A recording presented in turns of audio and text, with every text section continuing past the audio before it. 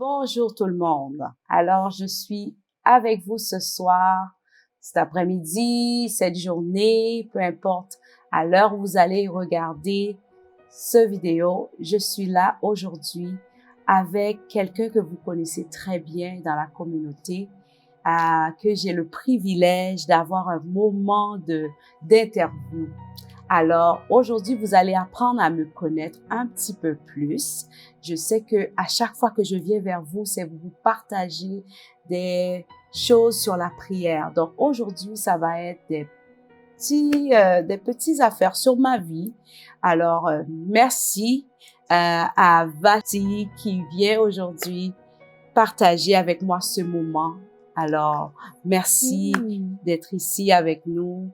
Et je suis toute à toi. Yay! Merci beaucoup, Pasteur Guerline. C'est vraiment un honneur pour moi d'être avec vous. Merci de m'avoir partagé cet endroit où est-ce que je vais pouvoir poser des questions, apprendre à te connaître un peu. Je pense que l'auditoire aussi a soif d'apprendre à te connaître et surtout les membres de ton église respective. Donc, on va commencer directement. Donc, qui est Pasteur Guerline? Oh, donc, simple comme bonjour. Pasteur Guerline, c'est une femme, une mère, une épouse. Et je devrais dire d'abord l'enfant du Seigneur. Amen. C'est quelqu'un qui aime Dieu, qui a appris à connaître le Seigneur très jeune, car je suis née d'une famille chrétienne.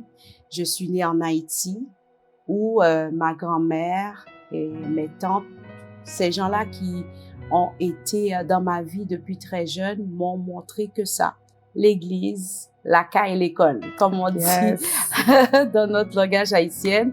Alors oui, c'est moi, c'est cette personne-là qui est là devant vous. Mais merci de t'être représentée. Puis en dehors de tout ça, en dehors du rôle de ministre que tu as, en dehors du rôle de mère, de femme, qu'est-ce que tu fais dans tes temps libres? Comment tu t'occupes, mis à part tout ce que tu as déjà comme rôle? Alors, comment je m'occupe dans mes temps libres? Depuis quelques années, je dirais maintenant 10 ans que nous sommes à temps plein dans le ministère. Donc, depuis ce temps-là, comment je m'occupe de mon temps? J'aime lire des choses sur la prière principalement, bien sûr. J'aime ça, passer du temps à méditer aussi la parole lorsque j'ai la grâce, la chance d'avoir du temps personnel. J'aime aussi être avec ma famille. J'aime passer du temps avec mes enfants, avec mon conjoint, mis à part le ministère, voilà. Je suis pas quelqu'un de très sophistiqué. J'ai pas besoin de grandes choses pour m'épanouir, pour me sentir bien. Il suffit que je suis chez moi, dans mon petit environnement, avec mes enfants. On passe du bon temps, alors je suis comblée. Les petits plaisirs de la vie. Exact. Maintenant, j'aimerais ça qu'on aille du côté spirituel. Donc, est-ce que tu peux nous parler de quand est-ce que tu as fait la rencontre de Christ? On a tout un moment que on a rencontré Jésus, puis on s'est dit, bon, ben, maintenant je crois et je veux suivre Dieu et je veux accepter Jésus comme mon sauveur personnel. Donc, à quel moment que c'est arrivé et pourquoi tu as choisi de faire la marche avec Christ? Donc, parle-nous un peu de ton parcours spirituel. Le plus loin que je me rappelle, j'avais 8 ans lorsque ma grand-mère m'a amenée à un jeûne de prière. Et cette journée-là, il y avait une madame qui modérait le temps de jeûne et elle m'a impactée. Elle m'a impactée dans sa manière de diriger, de prier aussi avec le monde. Et là, je la regardais, j'avais l'impression que c'était un ange. J'avais l'impression que cette madame-là, elle flottait. Puis en la regardant, très jeune, j'ai dit, mon Dieu, j'aimerais savoir prier comme cette femme. Et ce jour-là, on a fait appel aux gens qui voulaient accepter le Seigneur dans leur vie. Et je me suis levée, j'ai été en avant. J'ai été en avant et on a prié, cette femme a prié pour moi. Et depuis, j'ai commencé tranquillement à connaître le cheminement qui est l'Évangile. Et pourquoi tu as décidé de te baptiser? Oh, je me suis baptisée, par exemple, j'avais 16 ans. Donc, plusieurs années plus tard, Ouais. À Montréal, ici, Wow. à cette église. J'avais 16 ans quand je me suis baptisée et j'ai accepté de me baptiser parce que je voulais publiquement que les gens sachent que j'ai la foi chrétienne, que je crois en Dieu. Parce que tout le long de 8 ans jusqu'à mes 16 ans, 8 ans plus tard, c'est ça, hein? J'ai bien compté. Oui, oui. C'est bon. Donc, 8 ans plus tard, lorsque j'ai accepté de me faire baptiser, je savais que je croyais en Dieu, mais j'avais l'impression que ça n'a jamais été exprimé publiquement. Donc, je voulais vraiment, et ma mère n'était pas au courant que j'allais me faire baptiser. C'est quand elle a vu que je préparais mon sac avec mes vêtements blancs, tout ça. Où tu vas? J'ai dit, je m'en vais me faire baptiser. Comment ça? Je suis pas au courant que tu te fais baptiser aujourd'hui. Je peux même pas venir t'assister. J'ai dit, ben, c'est parce que, tu sais, je crois que la foi, on n'a pas besoin de, je dis ça à ma mère, j'ai dit, je sais pas, j'ai oublié de te le dire parce que j'ai décidé de me faire baptiser. Puis, elle m'a dit, eh ben, OK. Wow. Puis, est-ce que en ce moment, tu as une parole pour ceux qui doutent encore? Tu sais, il y a des gens qui nous regardent en ce moment qui disent, moi, le baptême, je veux rien savoir pour le moment. Je n'ai pas encore fini de jouir de ma vie. Je veux profiter. Je suis jeune. Donc, quel message que tu aurais pour les gens qui se disent, je vais attendre un peu plus tard, une fois que je vais être mariée, je vais avoir des enfants, c'est là que je vais prendre ma vie spirituelle au sérieux puis que je vais me baptiser, faire un avec Dieu? Tout d'abord, le baptême, c'est une ordonnance que Dieu nous donne, que Jésus-Christ a donné à tous ceux qui croient. Alors, lorsque tu dis de ta bouche que tu crois dans le Seigneur Jésus, qu'est-ce qui t'empêche de prendre l'engagement public qui est le baptême? Puisque tu ne sais pas quand est-ce que la vie va s'arrêter pour toi, alors si aujourd'hui tu acceptes le Seigneur dans ta vie, qu'attends-tu? Parce que le baptême, c'est exactement ça. C'est un mariage. Quand tu dis à quelqu'un que je t'aime et je veux passer ma vie avec toi, pourquoi tu ne peux pas te marier avec cette personne? Amen. Pourquoi? Quelle peur que tu as? Qu'est-ce qui te bloque?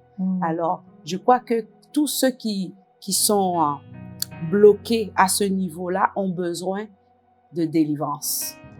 Ont besoin de dire, si je ne connais pas le jour de mon départ, il n'y a rien qui peut m'empêcher aujourd'hui de prendre cet engagement-là, de me faire baptiser pour dire publiquement à tous que moi, j'appartiens à Christ. Parce que c'est ça le baptême. Amen. Je me rappelle quand j'étais plus jeune et que je doutais encore et je disais à une jeune fille qui s'est baptisée, j'étais comme émerveillée, j'étais comme, mais comment ça se fait que tu t'es baptisée? Et je me rappellerai toujours qu'elle m'a dit une phrase, la même chose, le péché qui t'empêche de te baptiser, c'est ce péché qui va t'amener en enfer. Et ça a tellement résonné avec moi, on a tellement beaucoup d'obstacles qui nous fait douter puis nous dit, bon, on va attendre. Donc, ce que tu dis, de le dire publiquement devant tout le monde qu'on fait un seul à Dieu, c'est tellement la meilleure des choses. Puis je suis contente que tu as vécu l'expérience assez jeune et que tu peux aussi encourager les jeunes par rapport à ça. Donc maintenant, on va passer à une autre partie de questions parce que, comme vous savez, Pasteur Guerline est accompagné de Marie, qui a aussi beaucoup de rôles et qui est très connue dans la communauté. Donc, je vais laisser parler un peu plus de ça. Mais est-ce que tu peux parler de comment ton rôle s'est intégré avec le rôle de ton mari? Comment vous avez réussi à faire en sorte que ça marche, vous deux? Vous êtes tous les deux occupés. Vous avez 2 églises maintenant à gérer. Donc, comment vous avez fait en sorte que votre synergie fonctionne pour opérer à l'intérieur de votre ministère? Je veux rendre gloire à Dieu parce que mon mari, c'est pas négociable de faire le ministère et de me laisser de côté. Parce que pour lui, puisque nous sommes une seule chair, alors le ministère aussi doit se faire ensemble. C'est ainsi qu'on se garde solide et puis que le couple aussi peut grandir ensemble. Non seulement entre nous comme dans l'intimité, mais aussi dans ce que nous faisons comme occupation comme ministère. Alors, pour lui, c'est pas négociable. Alors, c'est ce qui fait que dès que lui, il est devenu à temps plein et aussi qu'il fallait que nous soyons au chevet de ses parents, lui, il a dit, les choses vont devenir de plus en plus difficiles. Alors, il s'est dit que ce serait mieux que je quitte mon travail que je faisais avant, qui était éducatrice à la petite enfance. Il m'a dit, non, là, tu vas venir travailler à temps plein avec moi. Et en même temps, ça va nous permettre d'être avec les parents pour pouvoir les assister dans leurs besoins. C'est ainsi que nous partageons le ministère côte à côte et je supporte qu'est-ce qu'il fait. Lui aussi, il supporte beaucoup qu'est-ce que je fais. Voilà, ça nous permet d'être encore plus solides comme couple et aussi comme serviteurs du Seigneur. Amen. C'est comment gérer 2 églises? Moi, je veux savoir, c'est quoi la recette gagnante? T'as tellement beaucoup de rôles et ceux qui te regardent, qui se disent, mais comment qu'elle fait? Ottawa, Montréal, en plus des enfants, en plus le mari, en plus la famille, les amis. Donc, comment réussis-tu à avoir ton équilibre à travers tout ça? Dieu fait grâce premièrement et aussi, regarde, on fait vraiment la part que le Seigneur nous demande de jouer dans ces 2 ministères-là. Mon mari est quelqu'un qui est très administratif. C'est quelqu'un qui a une... C'est sa nature, la gestion, gérer les choses. Donc, il s'est arrangé vraiment pour qu'il y ait des ministères qui supportent les 2 églises. Tu vas voir, Vashti, si tu viens ici, même si nous, on n'est pas là, ou on n'est pas à Ottawa, ça continue à rouler. Il y a des prédicateurs, il y a les chantres, il y a le ministère MSMAC qu'on appelle musique et son image. Il y a le ministère de la prière dirigé par pasteur Claude, Marie-Claude, qui elle s'occupe de la gestion des prédicateurs. La même chose qu'on a ici, la même chose aussi est à Ottawa. Donc, mettre d'autres gens dans le travail du Seigneur nous permet aussi de gérer ce que Dieu nous a donné à gérer. Donc, avoir quelqu'un qui a la tête, qui administre, ça aide à ce que le ministère roule, quoique nous avons beaucoup de pain sur la planche. Voilà, je sais pas si j'ai répondu comme il faut. Tu as très bien répondu. Et les appels, les attentes que le peuple a de vous, fait que c'est sûr qu'il y a des urgences. Comment vous réussissez à gérer tout ça? Oh, wow! Ben, les appels, moi, je fais ce que je peux. Je dis toujours ça, je peux pas tout faire, je peux pas tout donner, je suis pas Dieu. Alors, je vais dans la limite que je suis capable de répondre aux gens qui ont besoin de mon assistance. Et lui aussi, il fait de même. Et comme on dit aux gens, avant que un besoin arrive jusqu'au pasteur, est-ce que vraiment que ceux qui sont là, les ministères qui sont là, n'ont pas été capables de répondre à ce besoin-là? Parce que nous sommes tous sauvés pour servir. Toutes les charges ne peuvent pas aller sur le dos d'une personne. Parce que Dieu nous a donné un corps qui est l'Église. Et dans ce corps, il a donné à chacun des dons. Nous, on se croit pas comme des toutistes. Comme disait notre feu pasteur Georges, on n'est pas des toutistes, on est des dirigeants, mais on appartient à un corps bien coordonné doit fonctionner vraiment avec chacun sa capacité, chacun son ministère, ce que toi tu peux faire, peut-être c'est pas ça que je peux faire. Alors, il faut voir, il faut que les gens puissent dire ce que j'ai besoin, est-ce que j'ai vraiment besoin d'aller directement voir pasteur Marc ou est-ce que le pasteur de la jeunesse est capable de répondre à cela ou le pasteur des aînés est capable de répondre à cela ou la diaconesse ou le diacre est capable de répondre à ce besoin-là sans que j'aille directement voir le pasteur. Alors, c'est vraiment ça. On instruit les gens à ce qu'ils soient capables de voir qui est le plus proche avant que ça monte plus haut. Parce que c'est sûr que le pasteur va être au courant de tout ce qui se passe, mais avant tout, le corps doit fonctionner de façon équilibrée pour que pas juste une personne soit complètement épuisé. Voilà, c'est un peu ça notre façon de fonctionner. Définitivement, vous semblez avoir une bonne gestion en ce qui a trait l'Église. Maintenant, comment vous réussissez à garder la flamme entre le couple avec les enfants? Comment vous réussissez à garder un équilibre au niveau de la famille? Parce que c'est quand même très important comme ministère aussi. Oui, avec la famille, grâce à Dieu, Dieu nous fait grâce. On a deux filles qui sont extraordinaires. Elles sont vraiment, je dis toujours merci Seigneur. Merci Seigneur. Je ne dis pas que mes enfants sont parfaits, mais j'ai des bonnes filles. C'est des filles qui nous écoutent, qui nous respectent. C'est des filles aussi, on voyage, hein. Et là, maintenant, elles sont rendues des adultes. On n'a pas à se casser la tête à savoir est-ce qu'elles font bien leur affaire, est-ce qu'elles se respectent, est-ce qu'elles respectent les consignes de la maison. On y va les yeux fermés et tout va bien, grâce à Dieu, sur ce point-là. Pour le couple aussi, on est des amis. On est tout d'abord des amis. On se parle tous les jours. On se parle, je parle avec mon mari comme je lui parlais lorsqu'on venait de commencer à se fréquenter. Ça n'a pas changé. J'apprends que j'ai 25 ans de mariage. Wow, mais jusqu'à aujourd'hui, oui, jusqu'à aujourd'hui, on se parle comme si on était encore dans le début de notre relation. On s'est jamais donné comme... Tu sais, on se prend pas, c'est pas qu'on se prend pas au sérieux, mais c'est une façon de dire, on se casse pas la tête pour se parler, juste nous, juste en ce qui nous concerne. C'est vraiment ça. Notre relation, c'est sur la base de l'amitié, le respect, et aussi, on est des pasteurs, oui, mais on est d'abord un couple. J'ai eu l'opportunité de justement interviewer ton mari, et une des choses que j'ai retenues, c'est qu'il disait: moi, j'ai pas beaucoup d'amis, mais ma femme, c'est ma meilleure amie. Donc, effectivement, tout ce que tu viens de me dire me l'avait confirmé aussi. Donc, les gens qui écoutent ça présentement, qui sont seuls, célibataires, quel message que tu as pour les jeunes filles, les jeunes hommes qui sont célibataires présentement, qui se disent, ben, on se sent seul.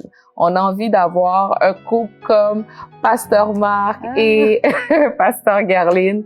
Mais tu sais, c'est pas idéalisé, mais qu'ils ont aussi envie d'avoir un foyer. Donc, quel message d'encouragement que tu aurais pour ces jeunes-là ou bien des personnes qui sont plus âgées qui écoutent l'émission présentement? Moi, je leur dirais de faire confiance au Seigneur d'abord et de se faire confiance aussi par rapport à ce que tu veux dans ta vie.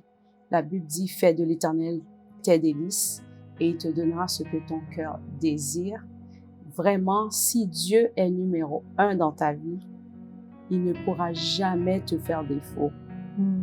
Parce que tu es d'abord son enfant et il est d'abord ton papa et il va orchestrer les choses pour que ton cœur tombe à la bonne place, pour que ton cœur ne soit pas brisé, froissé. Vraiment ça. Moi, je dis pas que je suis une personne parfaite ou tout ça.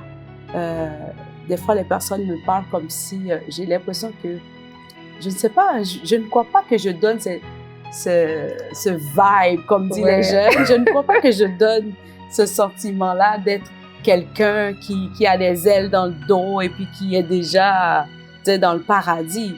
Non, c'est vraiment... j'ai eu la grâce de mettre Dieu vraiment dans la position de papa. Amen. Dans ma vie. Je n'ai pas connu mon père. Excusez-moi, ça me donne un petit peu d'émotion. J'ai pas connu mon papa. Ça, c'était quelque chose qui m'avait beaucoup manqué dans ma vie très jeune, ok? Qui a mis beaucoup de vide dans mon cœur. Et quand j'ai commencé à être sérieuse dans ma relation chrétienne, j'ai dit, Seigneur, je veux que tu sois vraiment le père que j'aurais dû avoir, le père que j'ai toujours désiré.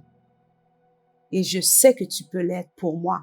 Amen. Et là, j'ai ouvert mon cœur. j'ai donné à Dieu vraiment le cœur d'un enfant qui appartient à son père. Et j'ai dit, Dieu, puisque tu es mon père, fais-moi aller vraiment dans le chemin que tu as tracé pour moi. Tiens ma main et mets mes oreilles dans ta bouche pour que je sois capable de suivre qu'est-ce que tu veux pour moi. Parce que, tu sais, ne pas avoir de père dans la vie peut causer beaucoup de dégâts dans la vie d'une fille. Yes. Et j'ai eu à grandir avec la famille, oui, mais c'était pas avec ma mère non plus. Parce que à cause comment les choses étaient, ma mère a dû voyager pendant qu'on était très jeunes. Donc, j'étais avec une grand-mère qui, elle, gardait plusieurs petits-enfants. Yes. Donc, tu vois, une grand-maman qui a, si je m'en rappelle bien, on était peut-être 9, 10 dans la maison. Wow. Donc, j'étais comme l'une parmi. Donc, il y a beaucoup de choses peuvent te manquer et personne s'en rend compte. Beaucoup d'émotions peuvent surgir dans ta vie, beaucoup de choses peuvent t'arriver et personne ne l'aperçoit. Et toi, tu rêves d'avoir une personne à qui le partager, à qui le dire, à qui venir mettre ta tête. Puis tu n'as pas ça. Et là, on te dit que il y a Dieu qui est là, qui est capable de s'occuper de toi, qui est capable de te conduire, qui est capable de te donner un avenir et de l'espérance. Alors, pour ça, j'ai comme pris ces paroles-là, vraiment, je me suis appropriée, puis j'ai dit, Seigneur, c'est toi qui peux donner un sens à ma vie, parce qu'elle avait vraiment pas de sens. Wow. Et le Seigneur s'est arrangé pour que j'ai un mari qui devient non seulement mon ami, mais des fois aussi la façon que je le vois avec mes filles. Je te dis, je suis totalement dans la joie parce que je dis toujours à mes filles, c'est toujours ça que j'aurais voulu avoir. Ce que vous avez là, c'est ce que j'aurais voulu avoir. Et vous l'aviez comme gratuitement, comme ça, sans effort. Et ça me bénit, ça me fait du bien de voir que non seulement il est un bon mari, mais il est un bon père pour ses enfants. Merci pour le partage. J'ai parlé beaucoup. Non, mais c'était un beau moment vulnérable que je suis convaincue que ça a été bénéfique pour ceux qui nous écoutent présentement. Puis comment tu savais que c'était le bon? Moi, je veux savoir parce que plusieurs personnes se demandent, je suis avec une personne, je sais pas, quel signe qu'on attend. Est-ce que Dieu est descendu pour te dire, voici ton mari? Comment tu savais que he was the one? C'est drôle comment le Seigneur agit. Tu vois, la relation avec mon conjoint, c'était une relation qui a fait beaucoup de paroles, beaucoup de choses parce que c'est le fils de pasteur.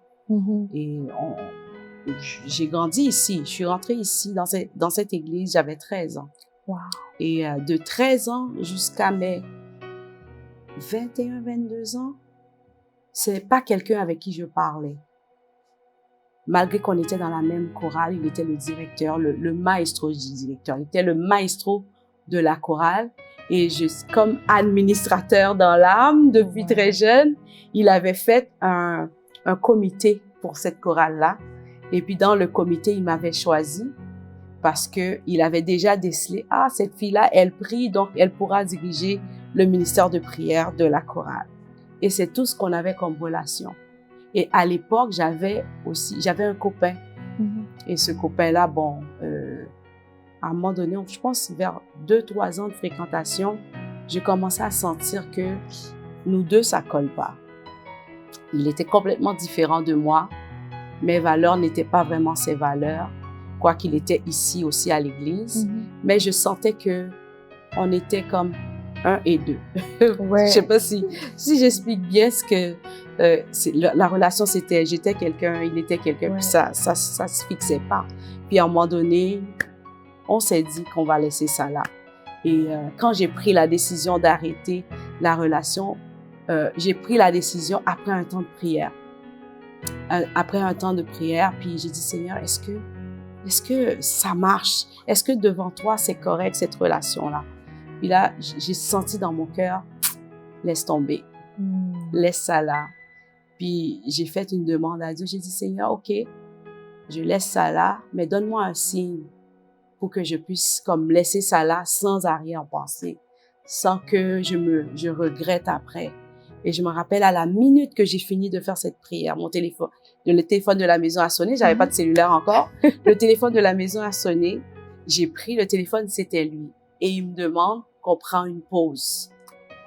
Ce jeune homme que je fréquentais, il a dit, je pense qu'on doit prendre une pause parce que je sais pas, j'ai l'impression que la relation va nulle part.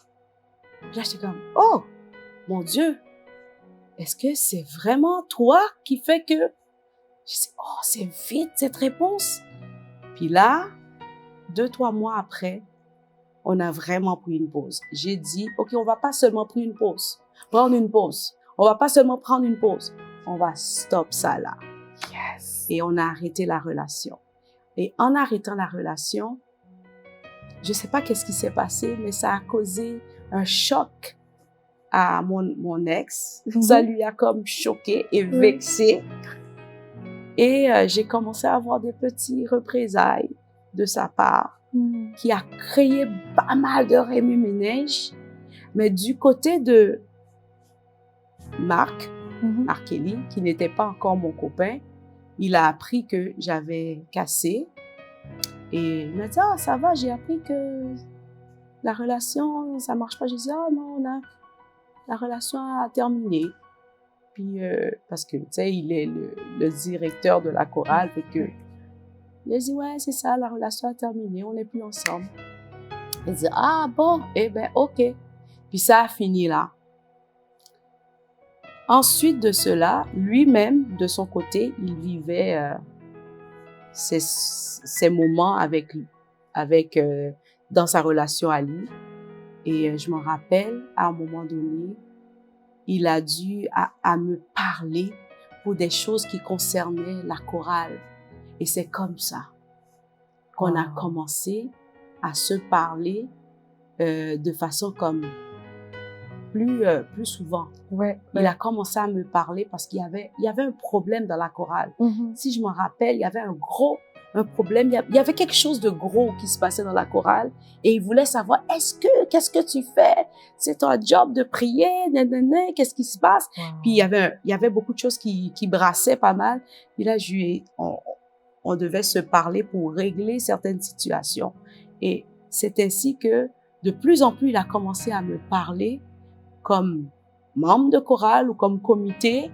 Et d'un coup, d'un moment donné à un autre, on a eu des moments à échanger de façon comme plus personnelle. Il me parlait sur moi par rapport à qui j'étais. Et c'est comme ça que lui, il apprenait à me connaître comme dans une autre facette qui n'était pas comme la fille qui prie, le ministère, la fille qui s'occupe de la prière. Et c'est ainsi qu'on a commencé à se parler tranquillement, pas vite. Et voilà, on est devenus des amis. Et j'ai commencé à comprendre qui qu'il était, apprendre qui qu'il était. Je sais pas, je vais pas parler trop là. Je suis en train de mettre trop d'histoires. Alors vraiment, on est devenus des amis, mais en étant devenus des amis, je sais pas, je sais qu'il y a eu une vidéo déjà sur ce sujet. Quelqu'un nous avait interviewé les deux il y a quelques années pendant la pandémie. Puis, en devenant des amis, ça a créé un gros bruit dans l'église. Et on m'a même traité de la fille qui courait après lui, tout ça, des affaires de même. Donc, j'ai pris beaucoup de baffes. Wow! J'ai pris beaucoup de baffes dans cette relation. Et quand son père, notre feu pasteur, a appris que, semble-t-il que cette fille, à cause de elle, c'est à cause de elle que le serviteur de Dieu est en train d'être complètement, il commence à être, ils avaient des expressions pour dire, c'est comme si tête li partie. Ouais. Puis là, j'ai dit, oh mon Dieu, j'ai rien fait. Puis là, on nous a demandé d'arrêter de nous parler, d'arrêter la fréquentation. Donc, c'est ce qu'on a fait. On a arrêté de se parler. Wow. Et j'ai dû quitter la chorale aussi. On m'a demandé de démissionner dans tout ce que je faisais parce que je portais l'horrible rôle d'être celle qui manipule et qui crée des problèmes. Donc, j'ai dû me tasser. J'ai été sanctionnée de l'église. Wow. C'est des choses que je ramène à la surface, mais j'aime pas trop en parler parce que j'ai l'impression que en parler de ça, c'est comme si j'étais en train d'accuser des personnes, ou c'est comme si j'étais en train de ramener le passé à la surface. C'est vraiment pas ça. C'est pour dire que la façon que ça a été, c'était quelque chose de très compliqué.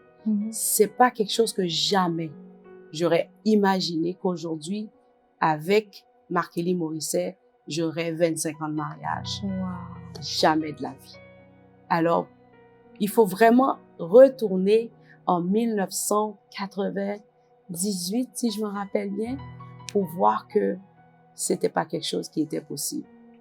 Les turbulences dans le début ne veut pas dire que les turbulences vont durer jusqu'à la fin. Exactement. Merci. Donc, c'est de là qu'on est sorti pour arriver où est-ce qu'on est aujourd'hui. Et en 2000, on s'est mariés. Alors, Dieu l'a voulu parce qu'il y a personne qui le voulait. Yes! Malgré le nom des hommes, Dieu, quand il dit oui, c'est oui. Merci d'avoir partagé cette partie de ton histoire d'amour. Donc, j'espère que ceux qui nous écoutent sont encouragés à travers ça, que lorsque Dieu a quelqu'un pour vous, ben, personne ne peut l'enlever non plus. Donc, maintenant, on va passer complètement de l'autre côté. On va revenir à ton ministère. Donc, la prière, tu en as parlé justement, que tu occupais un rôle de prière. Donc, est-ce que tu peux encourager quelqu'un qui a de la difficulté à prier, qui a la difficulté à être constant? D'après toi, pourquoi la prière est autant nécessaire dans la vie d'un chrétien? Wow! J'ai toujours dit que la prière, c'est ce qui nous permet de connecter avec Dieu.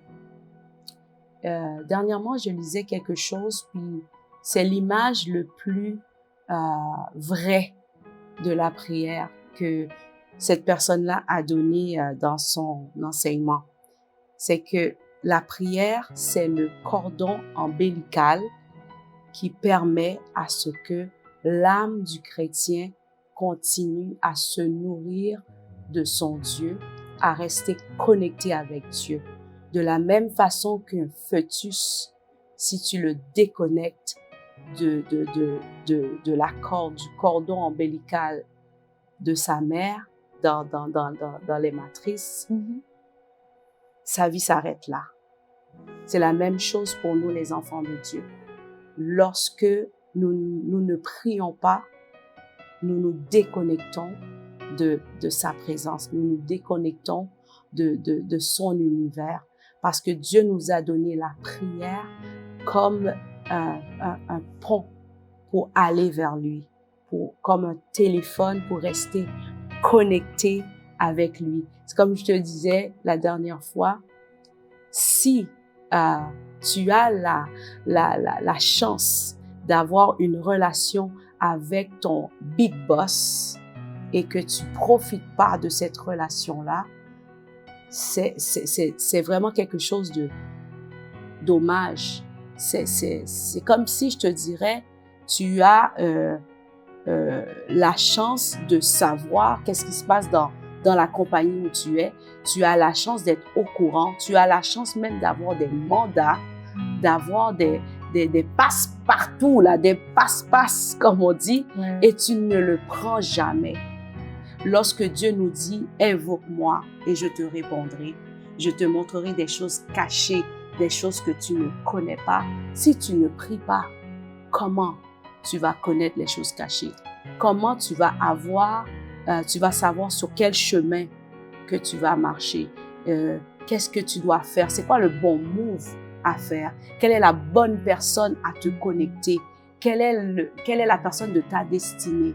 C'est tout ça, tu vas le recevoir dans la prière, lorsque tu parles avec ton Père, car le Dieu qui sait toutes choses te donne la possibilité de venir à lui et toi, tu penses que la prière, c'est une tâche. La prière n'est pas une tâche. La prière, c'est une occasion de parler avec l'être le plus suprême de tous. La prière, c'est vraiment la porte ouverte qui nous amène vers le trône de Dieu. Et si tu prends jamais cette porte pour aller vers Dieu, même le diable y va. Parce que la Bible dit, lorsque les fils de Dieu étaient réunis avec Dieu, Satan, il est allé questionner Dieu sur Job. Il faut vraiment que nous, les chrétiens, nous, les enfants de Dieu, qu'on sache aller vers Dieu, qu'on sache le rencontrer en pleine réunion. Des fois, je dis, si tu as un combat, tu as une difficulté, rentre dans la prière. Parce que la prière aussi, c'est un lieu de combat. La prière, c'est un lieu où tu vas lier les choses et délier les choses. Si tu restes dans ta petite tête, tu dis, oh, j'ai le passé. Oh, si Dieu le veut, il le fera. Non, il a mis le pouvoir de la vie dans notre langue. Et qu'est-ce que notre langue doit faire? Confesser son nom, déclarer sa parole, lui parler, l'adresser. Comme vous pouvez voir, c'est une passionnée de prière. Donc, justement, tu as sorti ton album en 2023, ton album de prière, Le réveil des fils et des filles. Donc, pourquoi avoir voulu sortir cet album-là? Quel impact que tu voulais avoir sur les gens qui allaient écouter cet album-là, justement? J'avais eu cette inspiration, c'était avant la pandémie, c'est 2019. Le Seigneur avait mis dans mon cœur de prier pour les jeunes générations 2000. Et le Seigneur m'a dit, prie pour la génération de 2000 à 2030. Wow.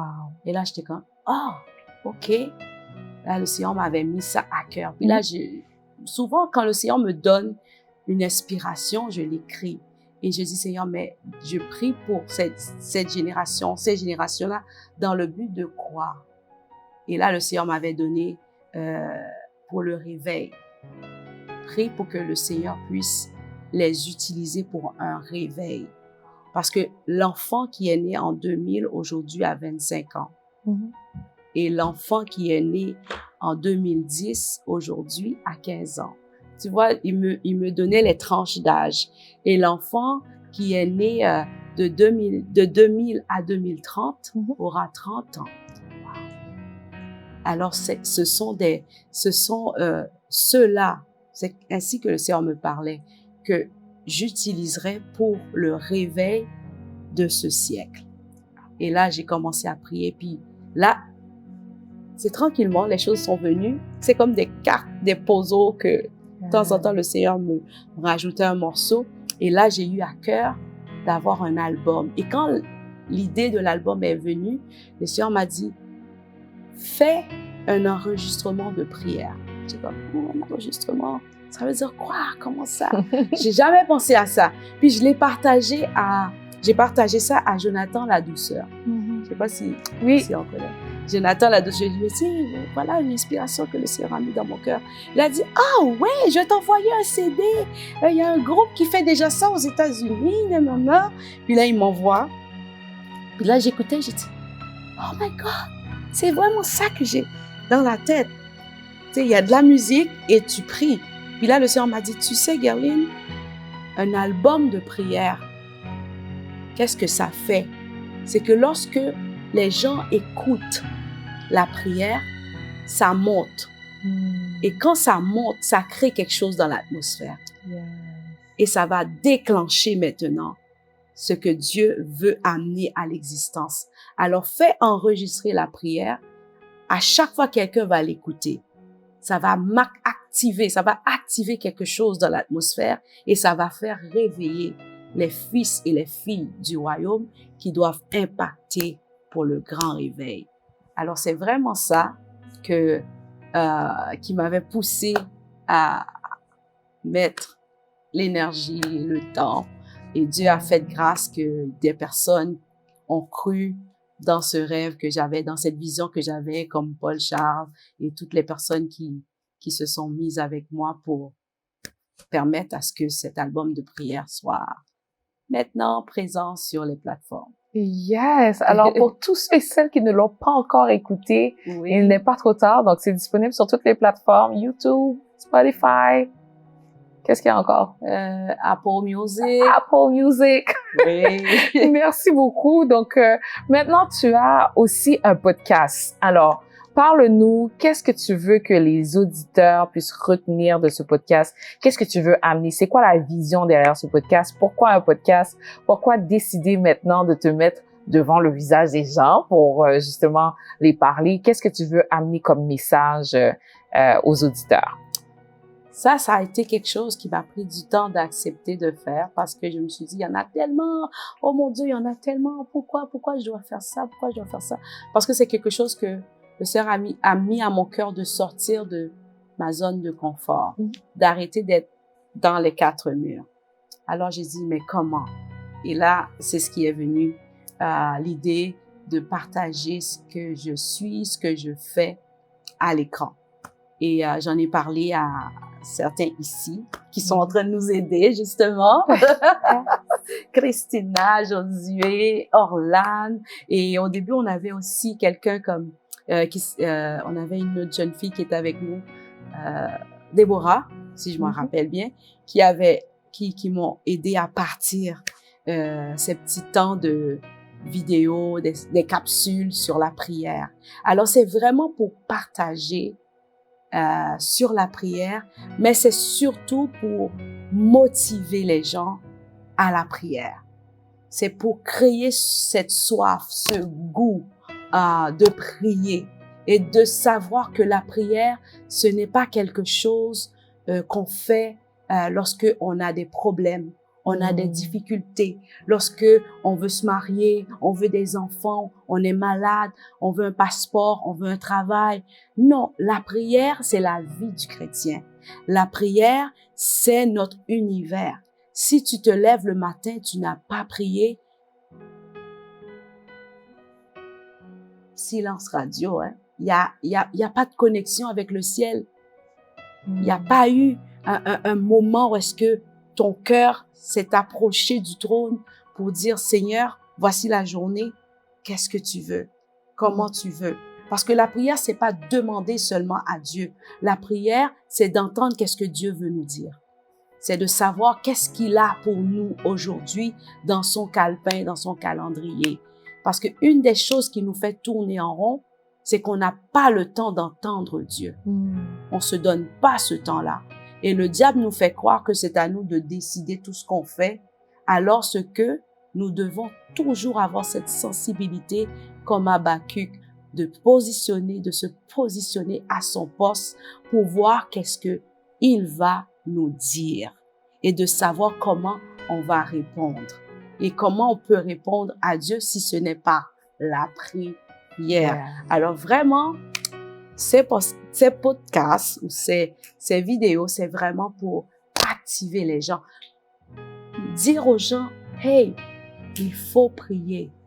Si on veut repousser l'ennemi, si on veut créer une atmosphère qui active et attire la gloire, le royaume de Dieu, on veut activer les anges, on veut amener les choses à l'existence, comme dit la parole, il faut qu'on parle à Dieu. Il faut que je m'adresse. Je dis, Père, voici ta fille est devant toi. Je suis là devant toi. Seigneur, que veux-tu que je fasse? Que ta volonté soit faite. Juste dire un mot à Dieu peut changer tout un plan, peut changer tout le dénouement d'une journée. Juste se mettre debout et lui adresser. Juste dire Jésus, ça change quelque chose dans l'atmosphère. Et le diable ferme la bouche de plusieurs, nous préoccupe, nous donne plein de choses à faire juste pour nous empêcher de prier. Alors, je viens dire à quelqu'un, quand tu te lèves, prie. Tu prends ta douche, prie. Tu vas à la toilette, prie. Tu manges, prie. Tu marches, prie. Je sais qu'on vit maintenant dans un pays qui devient de plus en plus laïque. Regarde, la prière, là, t'es pas obligé de mettre un tapis devant le métro pour prier. Tu peux être en train de marcher dans la rue et tu chantes ta prière. Amen. Tu chantes ta prière. Les gens pensent que tu chantes une mélodie, mais ton âme est en train de prier. Parce que nous ne prions pas seulement avec le vocabulaire, nous prions aussi en esprit et en vérité. Alors, priez. Wow! J'espère que vous avez été encouragés jusqu'à présent. Donc, on arrive vers la fin, malheureusement. Et j'aimerais vraiment que tu prennes le temps de réfléchir à quelque chose que Dieu te met sur le cœur pour partager aux gens, que ça soit un mot d'encouragement, que ça soit une parole que tu aimerais qu'ils partent avec pour ce podcast, qu'ils doivent mettre dans leur tête, OK, je repars avec cette parole-là. Donc, qu'est-ce que tu aimerais partager aux internautes en ce moment? Ce que j'aimerais partager aux gens aujourd'hui, comme moi, j'ai appris à prendre Dieu comme le Père de ma vie. Je vous invite aussi à faire de Dieu votre Père. Jésus a dit à ses disciples, lorsque vous priez, dites notre Père qui est aux cieux. Vous savez, ça fait toute la différence. Parce qu'un père, un vrai père, se charge de tout. Alors, je vous invite à voir Dieu comme votre père. Et vous allez voir, il y a beaucoup de choses que vous vous inquiétez qui vont prendre le bord. Parce que votre père, il fera tout ce qu'il faut pour vous, pour que vous soyez en sécurité. Amen. Alors, voici, ce serait ma parole pour plusieurs aujourd'hui. Merci beaucoup d'avoir partagé Merci ce à moment toi. avec nous. Merci Donc, merci à vous qui avez écouté jusqu'à la fin. J'espère que vous avez écouté jusqu'à la fin. Encore une fois, c'est un honneur pour moi d'avoir été invitée puis poser les questions que sûrement certains se posaient. Donc, passez une excellente journée, tout dépendant du moment auquel que vous écoutez. Mon nom, c'est Bastien Nelson. Enchantée d'avoir été sur le podcast et on se revoit très bientôt. Ciao!